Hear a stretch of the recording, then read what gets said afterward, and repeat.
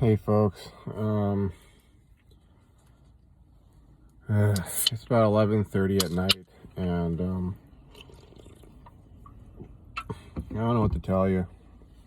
I kind of got my phone propped up in portrait mode and on the dashboard of my car, sitting in a parking lot in this sort of shopping center in my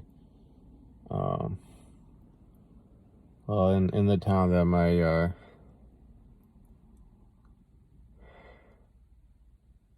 family lives in.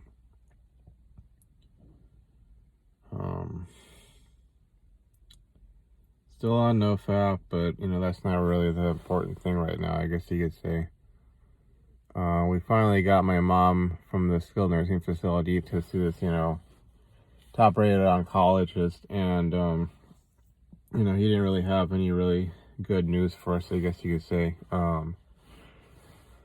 Mostly because my mom's just too weak to start chemotherapy.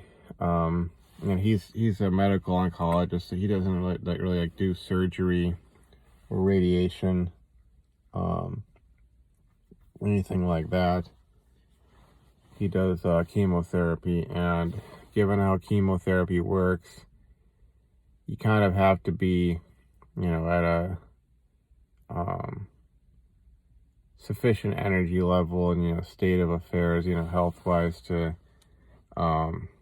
be able to start that. I mean, mom's just not there. She's like somewhere in the middle range, basically. She's not like strong enough to, and given her medical history, largely because of lifestyle decisions she's made over the years, it's just like it's not looking good.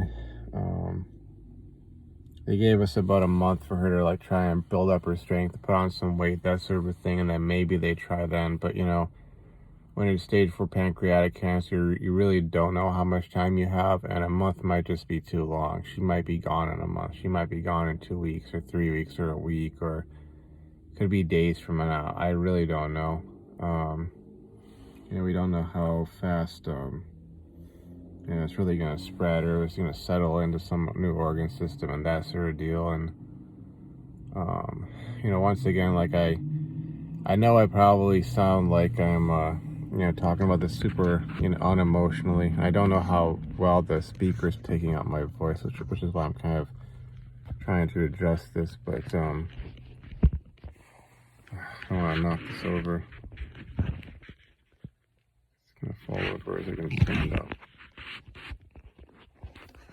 I had it just right, then I had to go mess with it.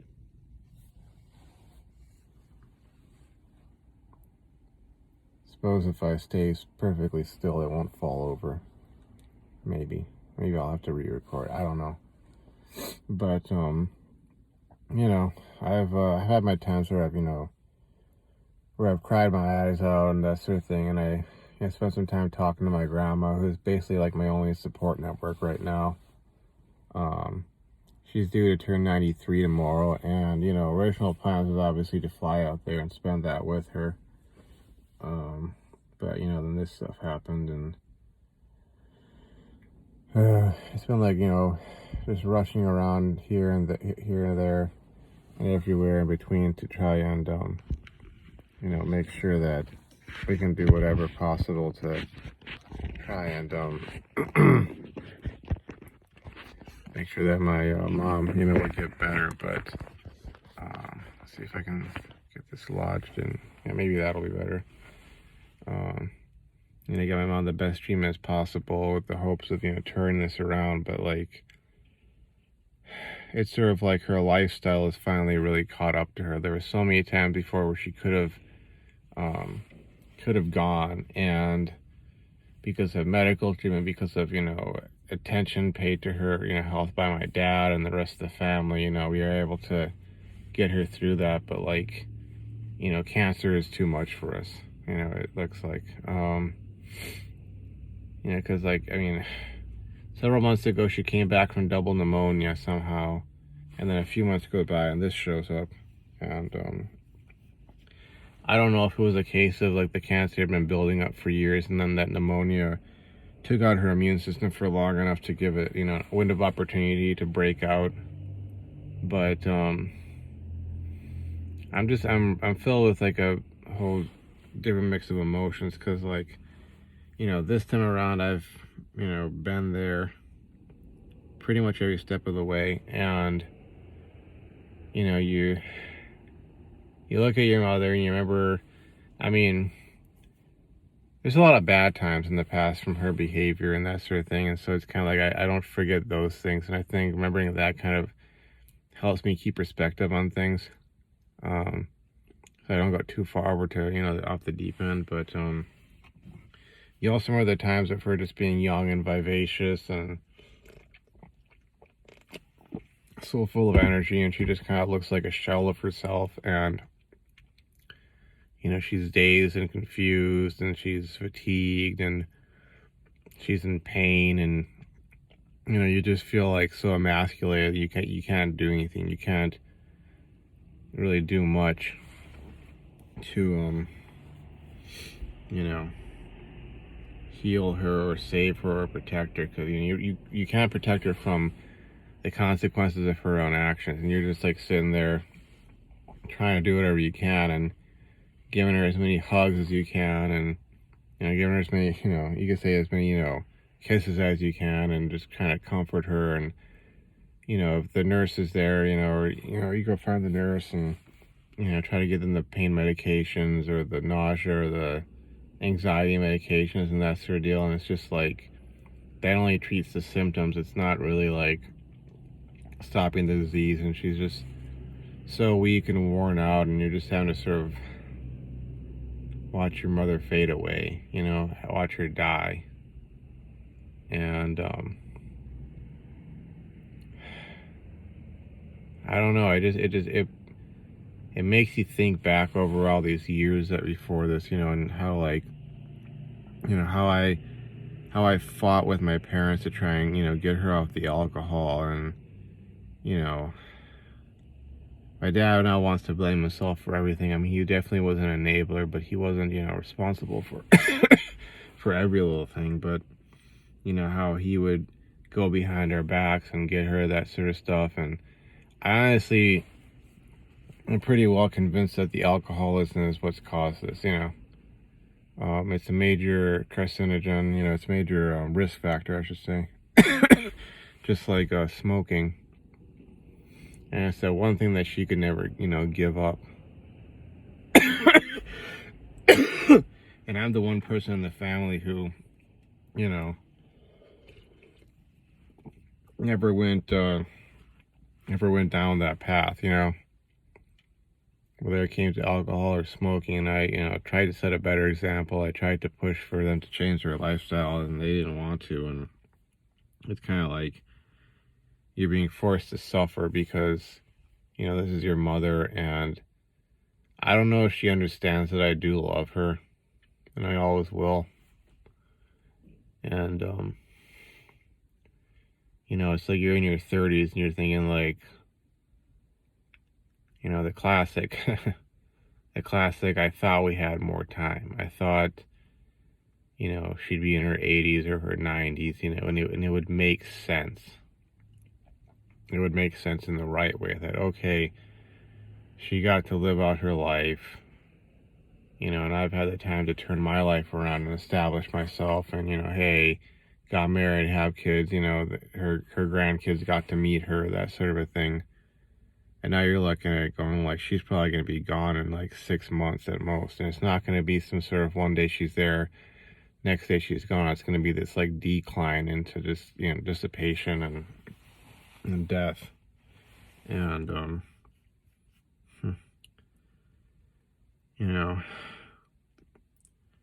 I know she's basically, you know, if you were to look at it, you know, just like her behaviors and whatnot, you know, kind of similar to the girl I had one-itis for in college. You know, I think Dark Magician, when he, you know, was commenting on some of my videos way back then, he was like, oh, that girl you're talking about, like, you know, she sounds like, you know, like a textbook case of a narcissist, or that, you know, she sounds like a real narcissist, or a overt narcissist, or malignant narcissist, or something like that. And it's like,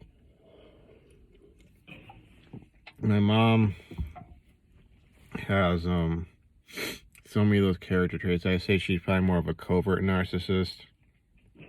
Um, but she's still my mom, and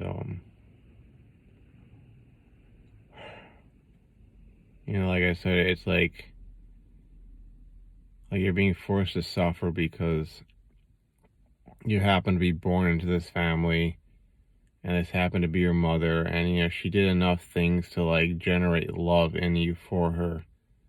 Some of it's purely genetic because, hey, this is the woman who conceived of you, and with your dad, obviously, and carried you for 9 months and gave birth to you, and would do all the things that a mother should do when you're a little infant, and you have the memories you have and all that.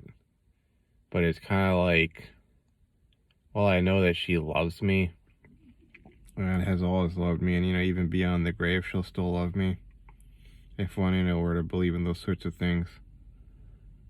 Which I don't know where I stand on a lot of stuff nowadays.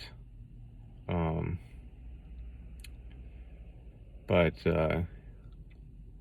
it's almost like she didn't love me enough to give up the alcohol and to get the help she needed and that sort of thing. It was like, and maybe it's because the example set in her family where like her dad was like a working alcoholic, and she just thought that was part of life or something, and things just wouldn't happen to her. She would somehow get around it, or I don't know what. But this is where things are at. She's at the skilled nursing facility right now. I'm not sure where my dad is. He's probably staying there.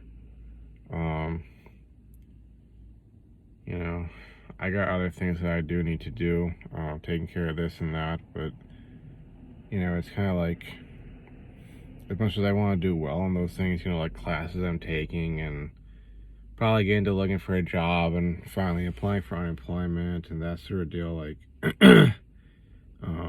maybe even getting some of my own health issues looked at.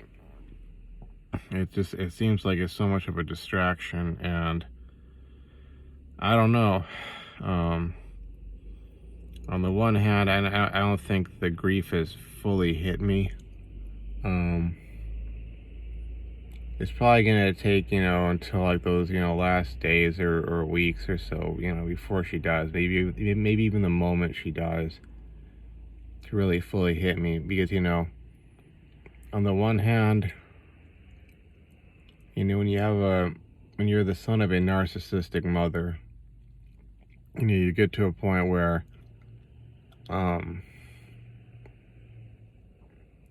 it's almost like you've grieved over her death months or years or even decades in the past, because you sort of realize that if your mother was ever there, she kind of died at some point, in more of a metaphorical sense. It's kind of like this demon of alcoholism, which is traveled through my family from one generation to the next, possessing one person after the next, and it's sort of like, at some point along there, possessed my mother, and I think at that point, in some sense, she died. She's definitely had her near-death experiences multiple times in sort of the more medical sense. 2010, 2011, and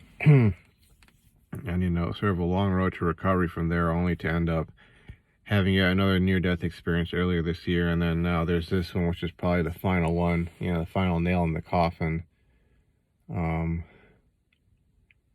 But it's almost like you've already grieved her death, because you sort of realize that the mother that you once had was gone once she kind of got possessed by that that demon that has chased this family around from one generation after the next, for at least 3 or 4 generations.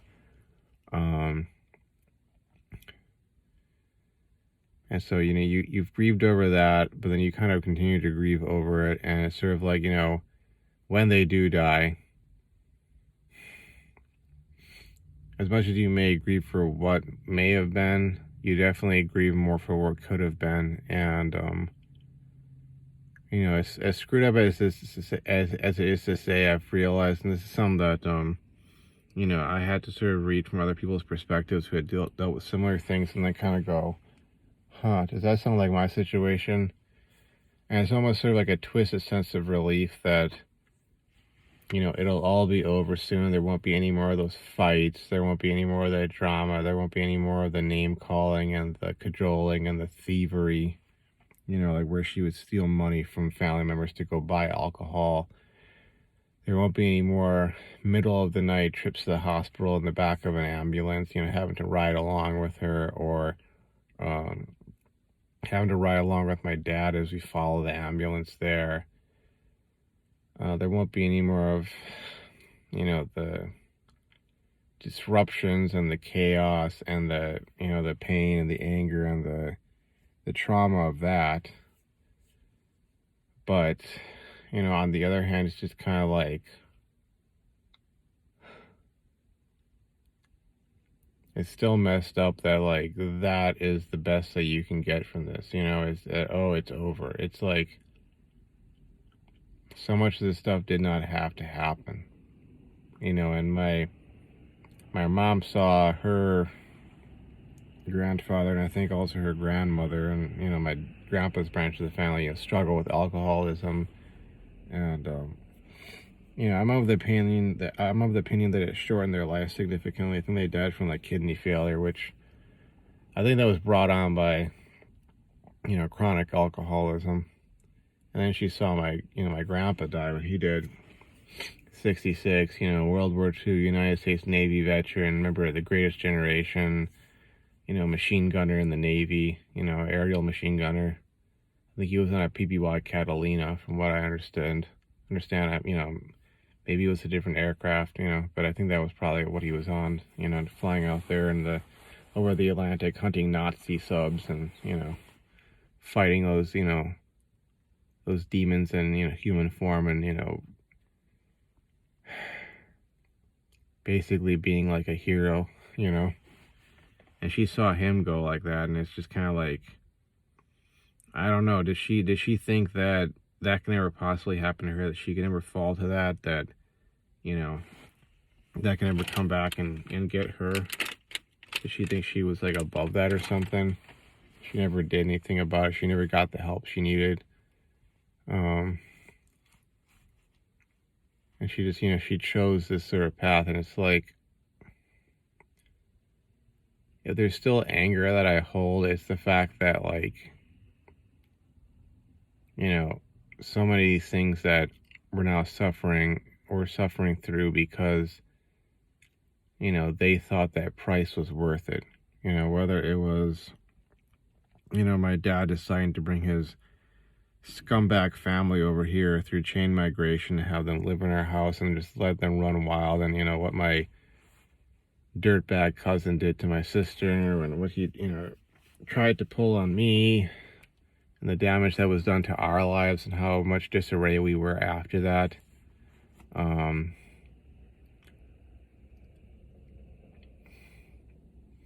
Or it was this sort of stuff, you know, where it's like, I think this price is worth paying, you know, I don't give a damn what it does to my kids, you know, like, I got this thing I want to, you know, do, or I you know, this fantasy I want to fulfill, or whatever the case may be. And it was just like, you know, them bringing complications into our lives that didn't have to be there. And I suppose I'd be more understanding if I understood. That's kind of an oxymoron, I suppose. You know, I would be more compassionate, I guess, with it if I really, you know, could put myself in their shoes and, like, think like, yeah, that's something I would totally do, you know. But I can't bring myself to. And I don't understand what the heck they were doing, or what the heck they were thinking they were doing by engaging in the stuff they were engaging in. Like, what were they really dealing with? You know, did they have traumas that they didn't want to address, and this is how they felt they could make up by acting like they were tough or something? Or was it just some high, or was it just, you know, like this anger over not being able to grow up. They didn't like adulthood. My mom didn't really want to be an adult, or was it sort of anger at myself and my sister for not like fitting into the roles they had designed for us, that, I didn't become a naval officer, um, you know, flight surgeon, astronaut guy, and my sister didn't become a medical doctor, world-class OBGYN, whatever. Like, is that it? It's just that they couldn't handle like disappointment in life. They couldn't handle um, the reality of adulthood, or they wanted to live some fantasy about, oh, I'm the great uncle, I'm the great, son, or, I did this for my in-laws or whatever. Like, is that, I don't understand. And I know there are going to be a lot of tough days ahead. Um, I'm thinking we're keeping her in a skilled nursing facility because we just don't have the resources at home. But I know anytime we visit her, anytime, she's struggling with the pain, or she's getting weaker, or death is approaching, or, the day that she does go, which, I want in a month for her to have, made some miraculous recovery and regained her strength, and, really put the pedal to the metal and somehow done all of that instead of just wasting away. But, I don't really see it in her. She's just too fatigued, too worn out, and it's kind of like somewhere along there in her life, she just wanted to be dead. But she wasn't like, gonna go out like your average, successful self-eliminator, where they go and choose some really, violent method that's, 97% successful or 98% successful or something like that, and do that. It was like this sort of like, I'm gonna self-eliminate, via substance abuse and via, just, drug abuse and this, that, and the other. And I'm gonna like do things so that my family doesn't like me, to the extent that when I do go, oh, it'll be easy on them, sort of a deal. And it's just like, I think so much of this is why I've had so many problems with intimacy, forming relationships, falling in love, getting into, anything with, some woman I like. And I've just never really had those skills. Like, like I remember just being sort of like this court jester in my family and trying to make my mom laugh and make my sister laugh. And it was sort of like, yeah, you get them to laugh, but like, you do those sorts of same sort of things in front of women who you have an interest in romantic relationships or physical intimacy with. Like, that doesn't translate over. And, combine that with just like almost like being avoidant. I think that's why, combined with like my affectations, which I do for like, being humorous in social situations, I think that's why people like misinterpret me a lot. Why I've had to deal with basically what amounts to, sexual harassment from homosexual guys, or I've, just plain simply outright gotten rejected by girls. It's just like, sort of an outgrowth of my dysfunctional relationship with my mother and with my sister, and, the way my family's worked. And I know, like, that's not my fault. I know, and I know that it's my responsibility to, find a way to heal from that and get it together. And, I'm rapidly approaching 40 years old. I'm rapidly approaching middle age, and it's sort of like, it's kind of like it's now or never. But, when you're sitting here in the midst of all this, where your mom's like dying, like, I know that's going to scar me so significantly. Because, like, my experience with her leading up to this for the last like 20 years or so is just kind of like, it's given me such an negative outlook on relationships, and just like, I hate to say it, but I've almost gotten this attitude of just like this is why I have certain standards and certain expectations, and I don't have chill or tolerance for certain kinds of behaviors and such when it comes to you know girls or their past or their baggage, because I've just looked at it and gone like I've seen what happens when you don't have those standards, and I also just have this attitude of like,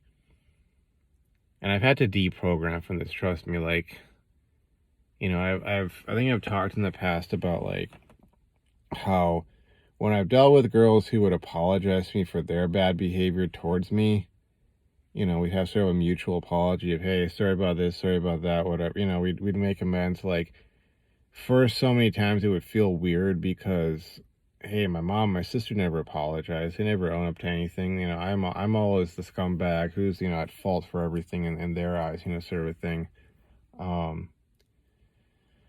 But I've sort of had this. I don't know. It's not even conscious, really, necessarily. It's really this unconscious expectation that I'm going to just deal with bad behavior, and all they got to bring is their baggage and their problems, and they're just going to mess up my life, and I could be building this, almost immaculate existence where, I got my finances together, my education, my physique, I've maybe built up social skills, gotten my mind right, worked on my mental health and all that. And only to have someone who very much is like my mother or my sister just come in, somehow work her way into my life, and sort of give me this false image of herself as being someone who quote unquote has it together, only to sort of spring one on me and then, show up like my mom, and just like wreck everything because, like my dad, and he's played his own active role in all this. Like, it's not all my mom, it's not all my sister, it's not all me, it's not, but he's played his own active role in it. However, he had the income, he had the education, the skills, and all this sort of stuff that, like, if my mom just had not done what she's done, we wouldn't be sitting here going, oh my God, my mom's going to be gone in 6 months from, stage 4 pancreatic cancer. It would be, the house would be paid off, the cars would be paid off, they'd be out of debt, they'd have a nest egg, they'd have their retirement accounts, they'd be in, as close to perfect health as you can be in your 60s. They'd be jet setting around the world. I hate to think about where, myself and my sister would be, because so many of our problems with being focused and working on what we should have been doing, and working on what we should have been working on, and not getting involved in this or that, or being in with this crowd or that crowd, stems from decisions they made to bring in, our dirtbag in-laws, and then the alcoholism and all this sort of stuff. And it's kind of like, if those decisions hadn't been made, like, where would we be? And I hate to think about it, because it's hard not to. It's hard not to when you get to this age where you're just kind of like, you're out there enough, and you got sort of the time to see the dust settle and get a picture of things. And now I'm looking at it going like, it's like I gotta pick out what I want to wear to my mother's funeral, and it just puts everything in this certain perspective where you're just like wow, this is where it's at, here's how we got, here's the results of all of this. I'm 36. I'm kind of screwed up in the head. Not as much as I used to be, Still got some financial problems to deal with, just got laid off. Almost getting sort of into a rut in terms of, job opportunities and career and all that. Sister's still at home. She's trying to move out and moving with this guy who she just got engaged to, and I guess she's thinking she's gonna like be able to like live off of his income while she does whatever, sort of just get on with life and spit out some kids and that sort of a deal, and do what so many 30-something millennial women try to do these days, just as so many 30-something millennial men try and do what I'm trying to do. Or maybe not even that, just this whole sort of millennial generational like struggle of trying to get it together as fast as we can under circumstances that just are not conducive to actual success, you know.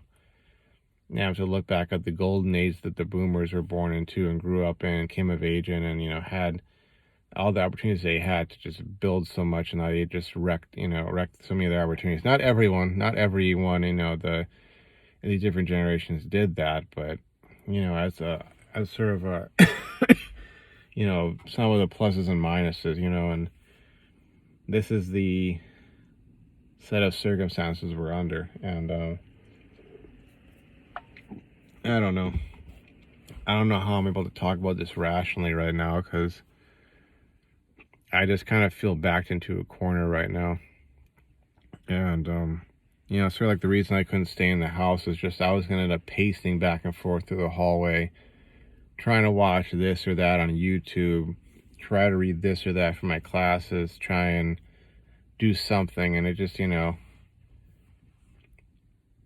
none of that was do anything other than serve as a distraction. And it wouldn't really, it's like, you know, you're in a situation where like nothing you can do is going to solve the problem here, and you're just going to have to, you know, bite down on that leather strap and just take the beating that's coming your way, because it's just going to be painful.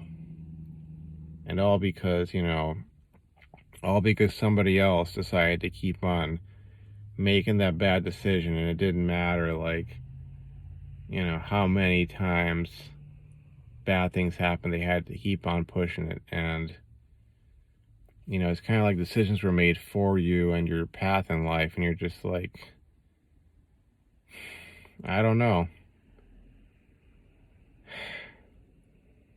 I miss thinking back to like how I was when I was like in my teens, even my early 20s. Like I had so much more belief in my abilities to sort of like break free from the determinism of the circumstances I was born into or born under. And so much of that has just been like sapped from me, you know? And it does kind of feel, ironically enough, maybe that's not even the proper use of the wording, but it does feel like being Paul Atreides, where it's kind of like, you know, born into this family, born in these circumstances, you know, and your mother's part of this, you know, order of, you know, adepts who have been engaging in sort of a eugenics, you know, program for generations, and you're sort of the product of this, and, you know, it's kind of like they made you into this freak to serve their purposes, and you're sort of waking up to this fact and going like, no, I want to choose my own path, I want to choose my own way. And then realizing that like you're the combination of all these bloodlines that have been at war with each other for so long, and, you know, that who your forebears really are, for better or for worse, and just like, you know, being under those circumstances where it's almost like, you know, your only surviving relations are folks who, you know, like in his case, you know, tried to kill him and killed members of his, you know, of his family, and just this, you know, really dysfunctional, messed up scenario. And, you know, obviously it's not to that extent in my life, but, you know, it's a dysfunctional family that I'm, you know, that I've been born into, and wanting to like break free from that, you know, like choosing to break the curse of alcoholism, choosing to break the curse of, you know, chain smoking and other substance abuse, choosing to get on a certain diet, trying to figure out what's the best way to go about that so I don't get, you know, certain diseases like cancer, struggling against all the disruptions to my education and my aspirations in life so that I could finally graduate and try and break free from all the lies, and, you know, lies that, you know, have been told to me or about me, or lies that I told to myself, or lies that I, you know, felt like I was pressured into telling to others, or, you know, and trying to like rise up to some sort of level where it's kind of like somebody gets out of this alive, and this actually amounts to something that, you know, if it's me becoming an actual engineer and becoming wealthy through that, or me becoming a doctor and becoming wealthy through that, or me finally getting into the military as an officer and serving and, you know, leaving something behind in that sort of a sense, making a difference in the world, making a difference in life. And that even though my mother is in all likelihood going to die from cancer, and my father will probably go shortly after that because, he was the kind of guy who, when he was much younger, it seems like he was like a blue-pilled alpha. And now he's just been so beta-tized where it's like, she is his life. And without her, he's got no reason to continue living. And, seeing that he's going to be probably going pretty soon after that, to join her in death, And,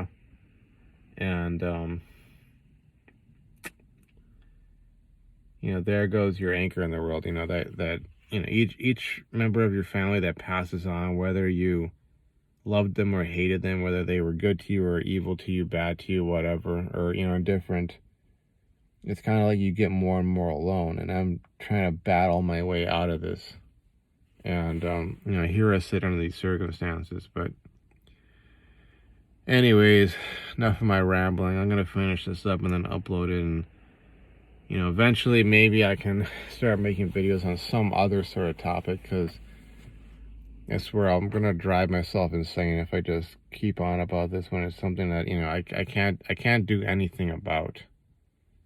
I got absolutely no control over it. But anyways, I'll see you folks around. Thanks for watching and thanks for the support. Bye bye.